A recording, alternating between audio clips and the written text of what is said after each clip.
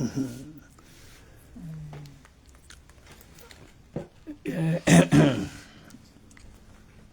have told you, your leg, seriously, your man, the way I have your leg. Mama, yes, a very powerful chief in our kingdom. That is I Chief Ajiroba àti Ọ̀túnba Ìyálóde of Ọ̀rà. I told you Mama was born in the year 1943. Yes, 1943. Today, Mama is 83 years old. I'm putting it to you, Mama is still very agile, very hardworking, easygoing, meticulously okay. Always going to the palace to see Kabiyesi, Adracha. Oh my God. Today, the 83 years old Mama, we first of all pray for all our born indigenous citizens. Wọ́n gbàdúrà yín gẹ́gẹ́ wọn máa wọ̀.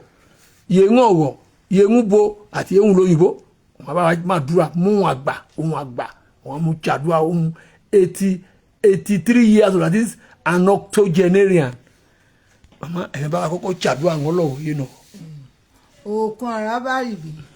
Agbo mene bukwen opolomu ni duo ìchẹ̀kẹ̀chẹ̀kan dodo oríire dádé ajígbàdé mi ò àpèmọ́ láì tèmi o ẹnàbìyàn kò lúpọ̀ náà jáme ekun tèrè kò chọkọ̀ mèrè yìí o agbo mọ́mọ́ àrùn ẹ̀bọra o ajígbàdé wèdè mẹ́ẹ̀mà ewa ìmẹ̀kàn ìjẹran olóko ewa ìyá. Òsì ọgbà ayé o òsì ọmọ àti gbọ̀nrẹ̀ o ajígbàdo mọ̀ra léròkò àdógbègbè o wé akúmọ́ mi níyìnyẹn kọ̀ọ̀kan ètò kan ìta ìmúrẹ́ lọ́wọ́ yìí tààrọ̀rọ̀ wọ̀ táàkì dùnú hàn wọ̀ táàkì fọkànbalẹ̀ hàn wọ̀ ọkùnrin àríkè obìnrin àríkè ọmọ adáríkè àgbáríkè ìtẹ̀ èyí tààrọ̀ wà ràn ó ojú àdúrà ní tẹ̀wọ̀n wé ní gbàgbà tàdúrà ọ̀ní ìgbòjú méjọ́wọ́ ẹ̀ ọ̀ní sọ̀dàrọ̀ iná dí o ẹni bá fọwọ́n amúkẹ́ amúkyara ẹ̀ o ẹni bá àwọn amúkẹ́ amúkyara ẹ̀ ìwò wọn rà káánà gbá ẹni bá gbógun tẹ̀ńtà tó nà wò ó ojú àdúrà wé ní gbàgbọ́ àdúrà gẹ́gẹ́gẹ́gẹ́ ọ̀hún ọmọ alágúndòyè pátá máa kíyẹn o ìbànújẹ́ ní ìwọ̀dìbẹ̀ o ekún ní ìwọ̀bẹ̀ ọ̀fọ̀ ní ìwọ̀bẹ̀ ìráhùn ní ìwọ̀bẹ̀ òṣèmà ní ìwọ̀bẹ̀ o iná láàró èmùrè òun ọbí yèmí ibẹ̀ máa kíyẹn gẹ́gẹ́gẹ́ o ìdùnnú àkàwọ bíbẹ o olùdásá ó bí yèmí iye mọ́mùgbà ìsèmùrè yáfẹ́ àrò àpògbọ̀nà ìdùnnú ọlọ́run máa ṣe ní wa o ìfọkànbalẹ̀ ọlọ́run á ṣe ní wa o ìgbéga ọlọ́run á ṣe sọ̀rọ̀ yìí o jàdúrà ní ìtẹ̀wọ̀ àní ráhùn o dédé ọ̀wọ́n èso wa yìí ń òkèrè rere ọ̀wọ́n á wá pẹ̀lú ayọ̀ ọ̀wọ́n á wá pẹ̀lú dùnnú o ọ̀wọ́n á wá pẹ̀lú ayọ̀ ọ̀wọ́n á wá pẹ̀lú dùnnú o jàdúrà ní ìtẹ̀wọ̀ àní gbàgbà tàdúrà rọ́jú jẹ rọ́jú mọ́ èní ìṣẹ̀lẹ̀ sí wa ẹ bá mú kí Big Daddy lọ́ba mú kí Mukaila. Yes, okay, Big Daddy. That is Kamarudin, Alhaji Kamarudin. Adelabu Obanigba, that is the Big Daddy.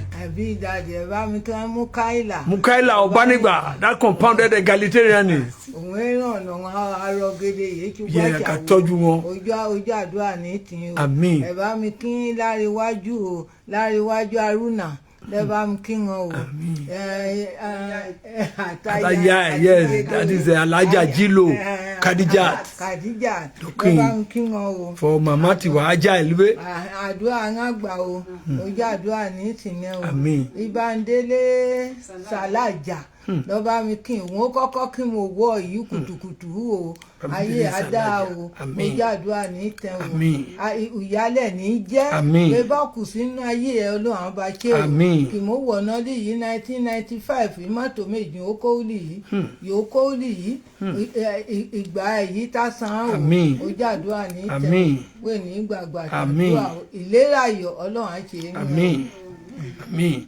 So adúpọ̀ Ọlọ́run for Mama time kan wọ́n máa dùn kan ó pé ọ̀wọ́n tó máa dún mẹ́gbàá ó pé ọ̀wọ́n pé 20 ó pé ọ̀wọ́n pé 30 ó pé ọ̀wọ́n pé 40 ó pé ọ̀wọ́n pé 50 ó pé òun pé 60 ó pé òun pé 70 ó pé màmá pé 80 òní ẹ màmá pé 83 so information ya gádàjọ kí màmá bá ti pé 90 ọ̀fẹ́ chigede ẹ̀ pátápátá so in 7 years time màmá á pé 90 ọ̀yà chigede ọ̀wọ̀nà and today mama is one of the greatest fashionistas in our kingdom. Today, Mama happens to be one of the compounded egalitarianists in our kingdom. Today, Mama has been one of those who are the conspicuous virtuous woman. Yes, when you say virtuous woman, Mama no comage. Yes. Abi?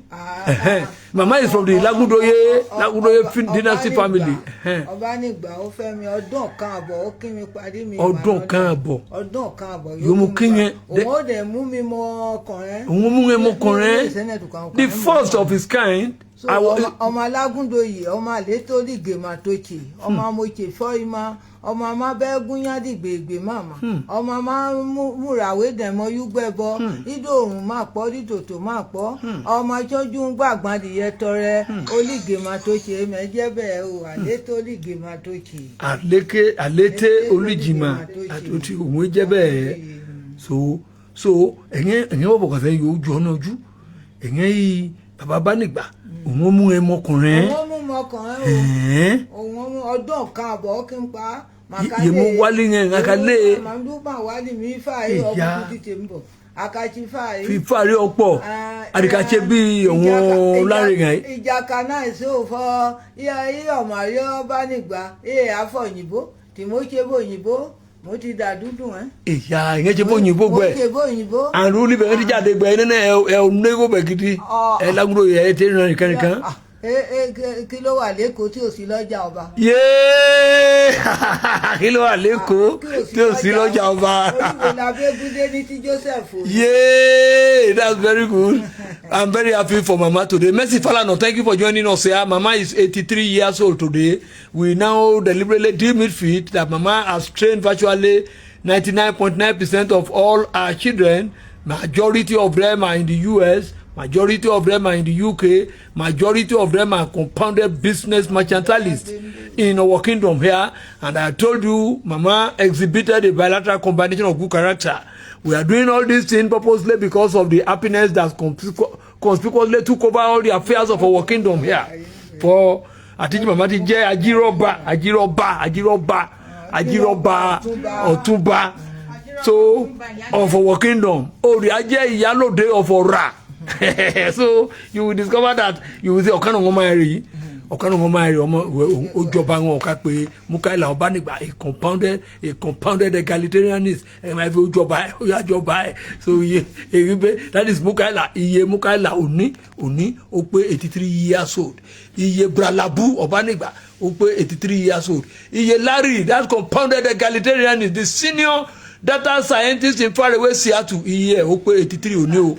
So iye Tajudeen, yes, Alhaji Tajudeen Ọlárẹ̀wájú Haruna ó pé 83 years òní. So you have to send your star ẹ̀gẹ́jà ìka tẹ̀ star náà bẹ́ẹ̀ yìí dégò kàṣe parapara sínú ẹ̀. Mercy Falana, the next Inspector General of Police, thank you for joining us here. Àtìyìnbẹ́ àwọn Mama yọ̀wọ̀n máa kọ́ ọ̀hún bẹ́ẹ̀ yìí òlì náà ó ṣe jẹun tẹ́ gan. And I told you, good things will never depart from our kingdom purposely because Mama is healthy. Again, kẹ̀tí yìí lóyìnbó. Mo ti 1917 mo bẹ̀rẹ̀ lóyìnbó. 1917 náà ti bí ẹgbẹ́ àbí 1970 217 yìí. 2017 òun ẹ̀gẹ́ ti bẹ̀rẹ̀ sí lóyìnbó yú kẹ́bẹ̀rẹ̀ kọ́kọ́ yú bẹ́ Amẹ́ríkà. Amẹ́ríkà mo lálàyé ní àwọn US. Òyìn rẹ̀ jà bẹ̀gbẹ̀. Kàásì mi mbà wọ̀nà mi kò gbé mu wá bẹ́ẹ̀ mi tí mo ọdún mi jòkó mi ó lì mí mà kásẹ̀ la ọmọ bá rèébù jẹ́ mà ṣe pẹ̀lẹ́ jáde mà rìn ká yìí ajá ka gbó ajá ka ṣégede kì í bá àti rájá àyà máa kájá ajá kan mórí ó ga bẹ́ẹ̀ ó yàwó mi ó dín ìwọ́dí àmì ó mà fọ́ mi lẹ́hùn sínú.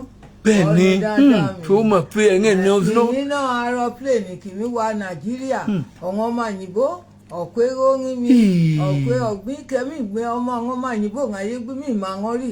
Inú wọn dùn wọn ti rí àgbàlagbà àtàtsọ wọ yẹn ń wọ gidi yẹn ọmọ yá. ìyá romi ọtọ́jú ń bẹ̀ ọtí gbẹ́jà wò so mo yà fọ èkì mo tó airport mo bọ̀ alẹ̀ mo èrò ti dàbí ẹ̀kọ́ ẹ̀ mo mú jẹ́ 150,000. 150,000 ọgbẹ́.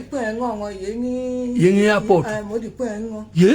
Àwọn yẹn kí mi airport. Ọ̀gbẹ́ bẹ́ẹ̀ ń ṣe. Owó labi ẹ̀dú Alhaji owó labi ẹ̀dú thank you for joining us. Mama is 83 years old today. That is the mother of that compounded philanthropist Alhaji Tajudeen Olarewaju Haruna Obanigba, who is conspicuously based in faraway Seattle as a senior data scientist who had a cantab in masters just of recent from the University of Colorado, where the whole Colorado started shaking in an aggressive phenomenon.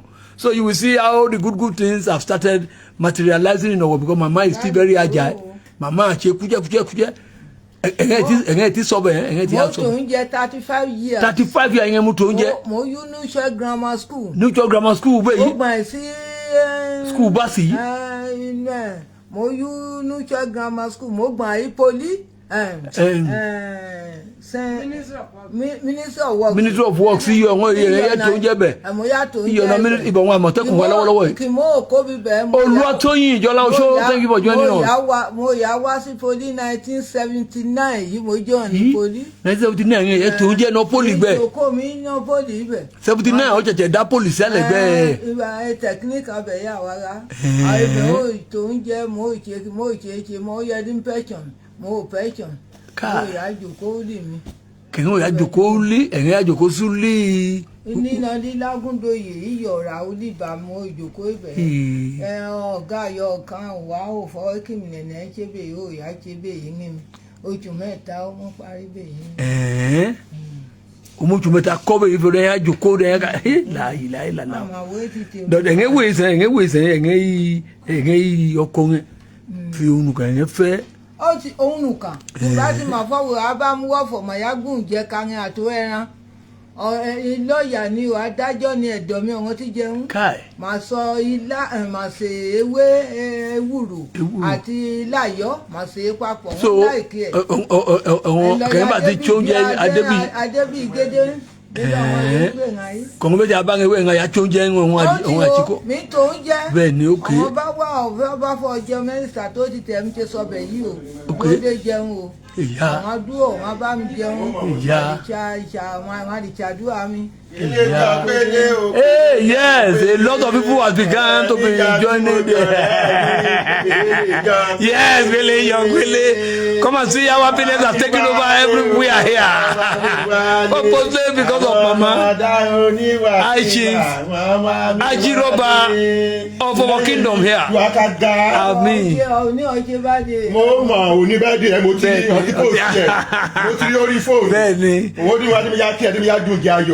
Amen. lórúkọ Jésù wé ní mọ̀sàrí ọmọ ìyókù ìjọ ayé ẹ̀wé nílò nínú ìgbà wé ní wàkísà kẹgbà aṣọ àwọn ọmọ ẹgẹdẹ wo gbójúlé yìí tí a ka dá lórúkọ Jésù wé àmọ̀sàrí wọn wé àmọ̀sàrí àjà ọmọ wé àmọ̀sàrí ọkọ ọmọ ọkàn yà balẹ̀ òyàwó jẹ àwọn ọmọ ẹni jẹ lórúkọ Jésù ẹni bá fún ya bínú ẹ̀bẹ̀ ní ti dáhùn ẹ̀ yìí ilẹ̀ alámi náà gbẹ̀rẹ̀ náà ẹni náà bó gbígbà ọmọ èdè kèrè tẹ̀ okùnrin èyí ni mo bẹ́ẹ̀ yọ.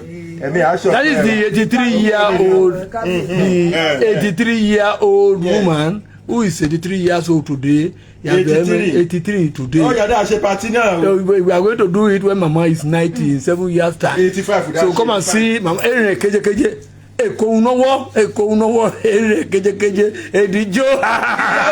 Yes, that is the yellow day of aura. The whole aura has begun to shake today. You will see the dexterity of Mama, how Mama has dramatically started changing the whole system here. Yeah? That is I Chief Ajiroba of our kingdom. So Mama, kwe imaranye o ọmọdébìnrin wa ẹ̀yẹn wo ìsẹ̀yìn fọ̀ fi aya kan ọkọ kan péré ẹ̀yẹn ọmọbìnrin wa yìí máa fi jòkó lọ́kọ́ wọn yọ̀wọ̀n náà ikọ̀ kàǹgà yìí yọ̀wọ̀n wàṣọ yọ̀ka wo pátá wọn. Ògún òye bàmọ́ Ògún òye Ọlọ́run fọ̀ràn kẹ́ iki iba kábíyèsí yẹn bẹ̀ yìí. o Ọlọ́run fọ̀ràn kẹ́ àmín ìkáyé bá padà kó yá mi yàn wọ́ ẹ̀ jẹun ìgbà yóò wà wá lò ìgbà yóò wà òdìlò yìí bẹ́ẹ̀ni kà wá ọ̀gbẹ̀dọ̀rà yá wa ọ̀gbẹ̀dọ̀ yìí tùkàn ọmọdé obìnrin ẹ̀ awọ ṣòkòtò ọkùnrin ẹ̀ aṣàn yálẹ̀ agbókó jáde ẹ̀mẹ́tì ọ̀dọ́ yá kàwò bẹ́ẹ̀ni tó ìgbà yóò wà lò yìí yóò wà èyí dọ́lọ́run jọ bí bá bọ̀ sí dọ́lọ́run bá wa ṣe àmín ń yọ wọn máa ní àtẹ̀wọ́ sí ìyá di wàhálà lè tún má gbé wọn dọ́lọ́run jọ ọba ìyá kéésì lùwà níyàn wa dúbà wa tó rọ̀ wọn máa ní ẹ̀jẹ̀ gédégédé yọ lọ́mọdójú wa máa rú yìí lámà gbù kábàá mà sẹ́rùn dọ́lọ́run ṣe rọrùn ní wa. dẹ́mọ̀ mi wọn kàn yí ikú dẹ́ngẹ́ ti kọ̀ wá ṣe chem fi kẹ́ngẹ́ jẹ́. ẹnà tó ṣe aláàrùn 35 years ìdájòkó ìbọ̀ kan ǹdẹ́sùn aago mẹ́rin mo ti kòró mo ti dáná ẹ̀ gèdè màá dáná màá gbómìdé náà màá gbẹ̀ màá yí jẹun kí ló tún kù. ẹ̀yẹ́ bá mi ṣàdúrà ní bralabu Kamarudin Adelabu ọba nígbà bá mi ṣàdúrà ń gbé. mo ti mọ̀ á ṣe ìlàbù ìmúkáìlà aláríwájú arúnà Ọlọ́run lòdùn máa nàwọ́ wọn sókè. àmín. àwàdúrà yìí mi ṣe lálẹ́ lọ́sàn-án nàwọ́ wọn sókè. àmín.